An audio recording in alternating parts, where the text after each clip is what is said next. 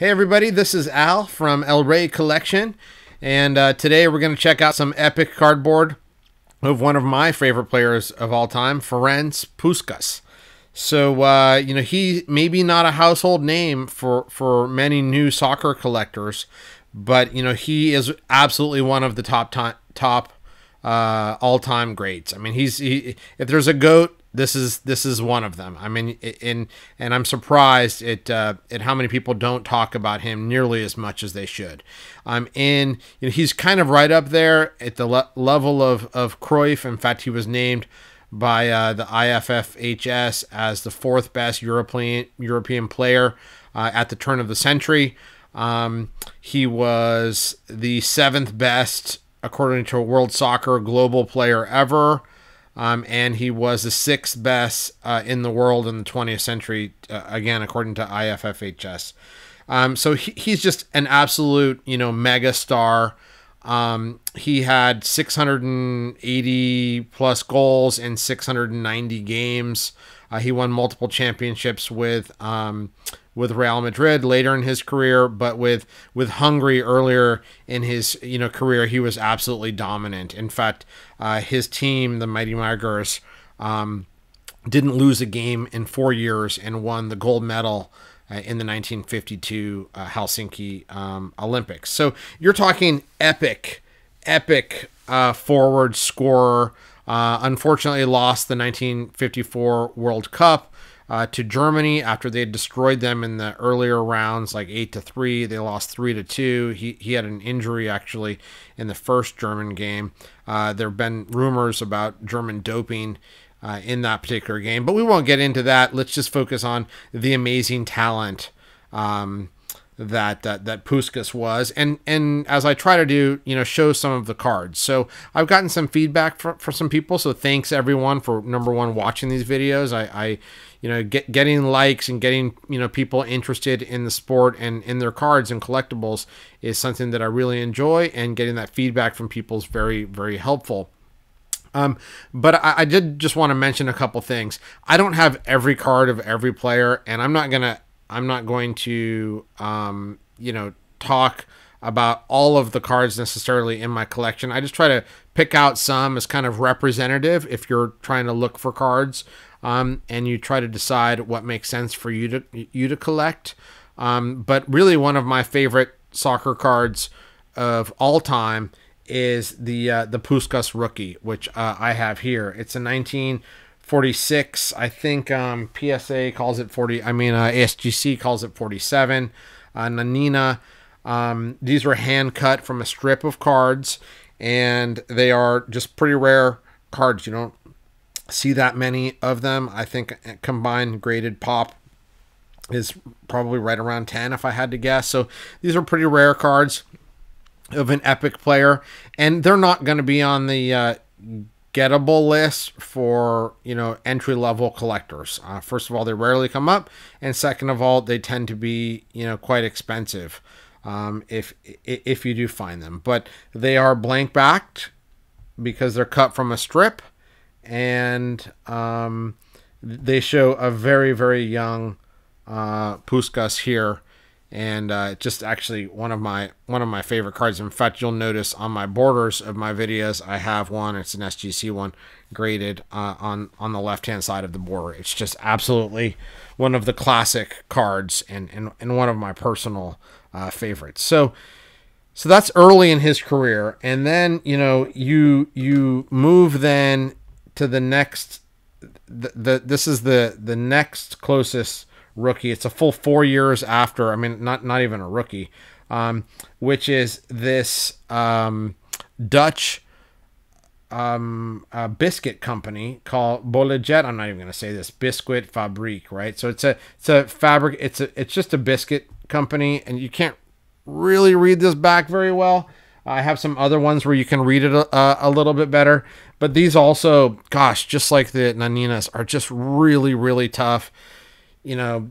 Honestly, I think I have a few other players, but there's maybe I've seen this card twice in the last decade. So really hard. You can, kind of see here the spelling of his name, his face, an epic card, but again, not not overly gettable.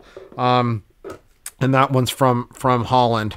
And unfortunately, as he grew up, in a soccer career behind, the Iron Curtain, so to speak, it was just a different time in Hungary and all of Eastern Europe. And there aren't a ton of collectibles, albums. There are, however, some really nice Yugoslavian issues that are just so kind of unique in the collecting environment. And here's one, and these are from some massive sets. I don't think we can even really pin down the years. They're all erratically cut, poor quality, but they're so rare, and they just feel so, how do I say, communist Eastern European. They're just special collectibles to me. I really, really like this. You can see it, most of these were pasted into some sort of an album and extracted. They're all in terrible condition, but you just can't find them. They're just very, very scarce collectibles. So, I really love these. They come in a bunch of different colors. These guys at SGC will call them hand cut, and I just don't believe that at all. I think they're just factory cut poorly, never intended to make it in the long run. So, this is the red version. It's red paper or cardboard all the way through, right? Then you have, here's a green version, again, you can just see the script, the face. These are just so great. These all had a card number 1032 from a mega set. This is a rose one. It's from, look at how terrible that cut is. I mean, I love it. It's just so terrible. It just feels like, Eastern Europe in the 1950s. So, again, terrible back, and I love these cards. So, if you're into condition, then you're not gonna want to go for cards like this. If you're in for the time period where he succeeded and where he lived, those were about as close as you can get. And again, as Puskas, they lost the 1954 World Cup to Germany, and then all hell broke loose in Hungary. And, he basically left the country after the military, coup and then subsequent suppression by the Soviet Union.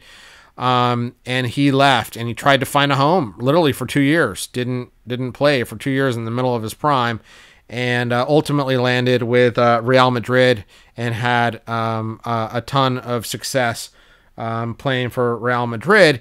And that's in basically 1958. And you start to see an influx of a lot of different cards because now he's playing in Spain and he's getting picked up by the international producers of sets. So here's one of the first ones, the 1958 Kane products.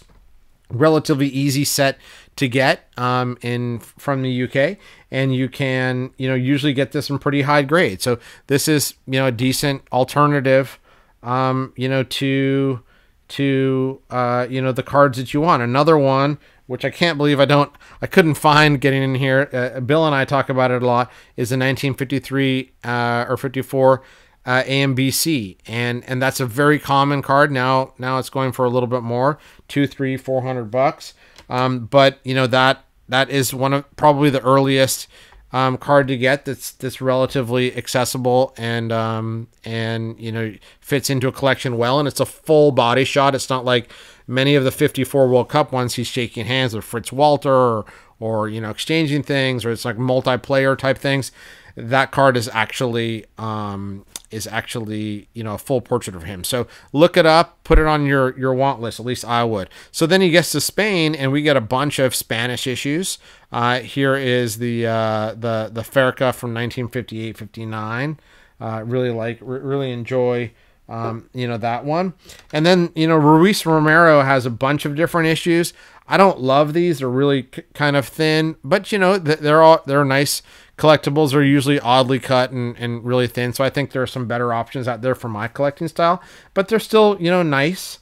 They have this nice Spanish print, just feels like the Spanish prints of the 50s and 60s in terms of the fonts and the size and the style.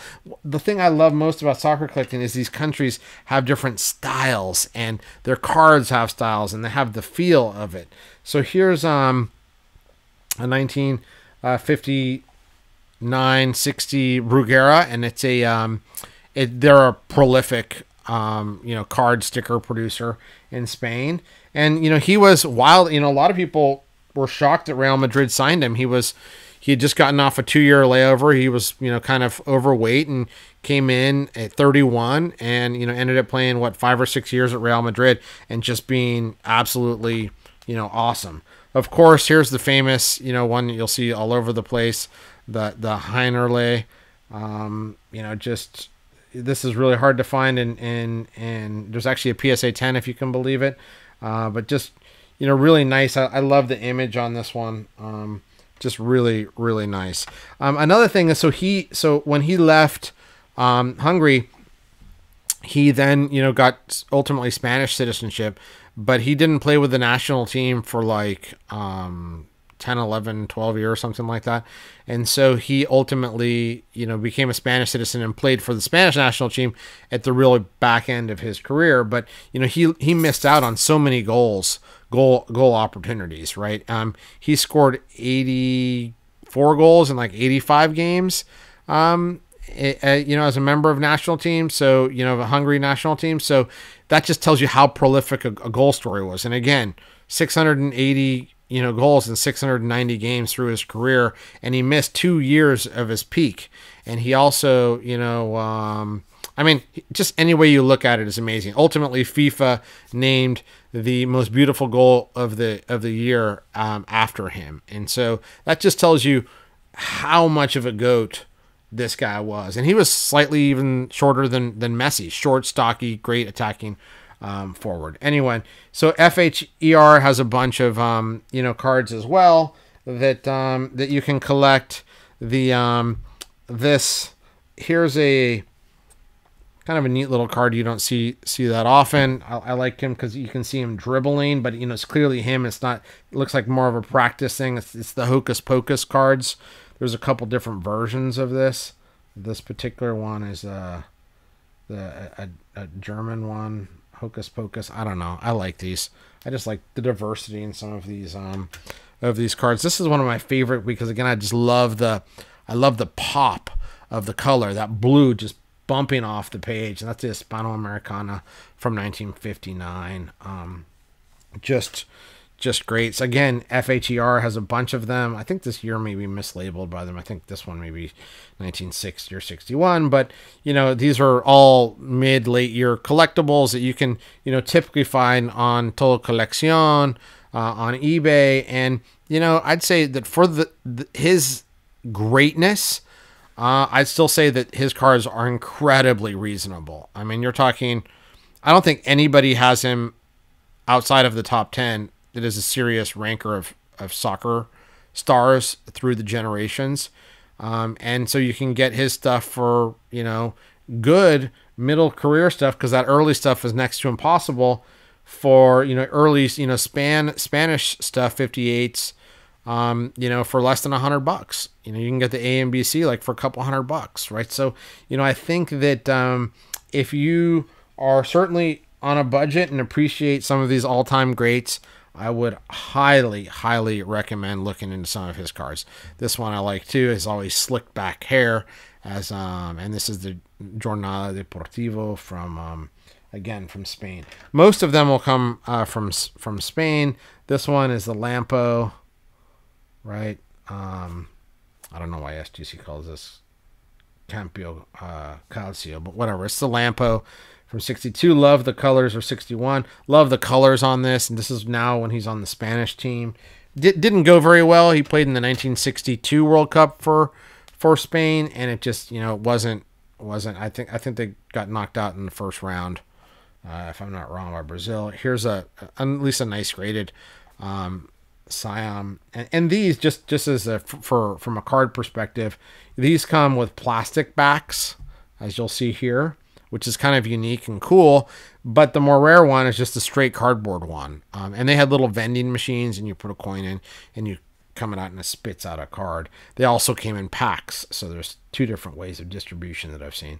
That's kind of a nice one. And then you kind of finish out, at least during his playing career, with the 63 Panini Calciatori, which is just a great classic card. Unfortunately, this is not a Valida back, but it's a nice little collectible. Also, typically had relatively inexpensive. So, in summary, to kind of go back and say, hey,